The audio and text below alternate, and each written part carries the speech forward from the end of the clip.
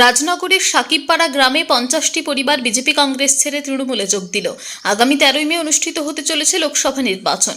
এই নির্বাচনের আগে কংগ্রেস এবং বিজেপি ছেড়ে এইসব কর্মীরা তৃণমূলে যোগ দেওয়ায় তৃণমূলের সংগঠন আরও মজবুত বলে মনে করছেন তৃণমূল নেতৃত্ব।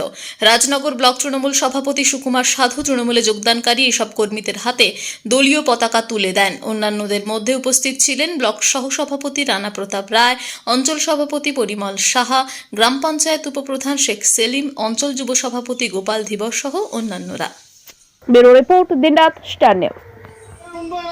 সুকুমার সাধু জিন্দাবাদ জিন্দাবাদ জিন্দাবাদ। সুকুমার সাধুর নেতৃত্বে লড়ছি লড়বো রাজনগর ব্লক সুকুমার সাধুর নেতৃত্বে চলছে চলবে রাজনগর ব্লক সুকুমার সাধুর নেতৃত্বে চলছে চলবে রাজনগর ব্লক তৃণমূল কংগ্রেস জিন্দাবাদ জিন্দাবাদ। আজ রায়নগর ব্লকের রায়নগর অঞ্চলের সাকিরপাড়া ওয়ার্ড থেকে 50টা পরিবার বিজেপি এবং কংগ্রেস থেকে ওরা মামাটি মানুষের তথা তৃণমূল কংগ্রেসের উন্নয়নের সামিল হওয়ার জন্য ওরা আজ থেকে তৃণমূল দলে যোগদান করলো। আগামী দিন ওরা নেতৃত্ব দিয়ে যাতে বেশি বেশি ভোট হয় তার ব্যবস্থা কিভাবে করা যাবে সেটা ওদের সঙ্গে আলোচনা করে ওরা বলল যে আমরা জান দিয়ে তৃণমূল কংগ্রেস করব।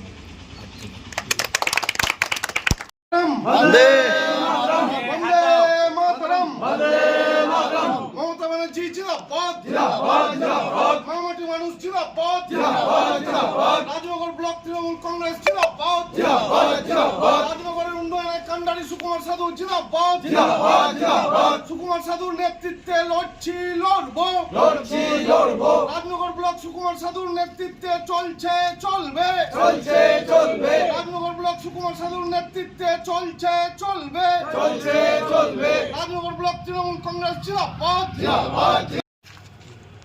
আজ রায়নগর ব্লকের রায়নগর অঞ্চলের সাকিরপাড়া ওয়ার্ড থেকে 50টা পরিবার বিজেপি এবং কংগ্রেস থেকে ওরা মামাটি মানুষের তথা তৃণমূল কংগ্রেসের উন্নয়নের সামিল হওয়ার জন্য ওরা আজ থেকে তৃণমূল দলে যোগদান করলো।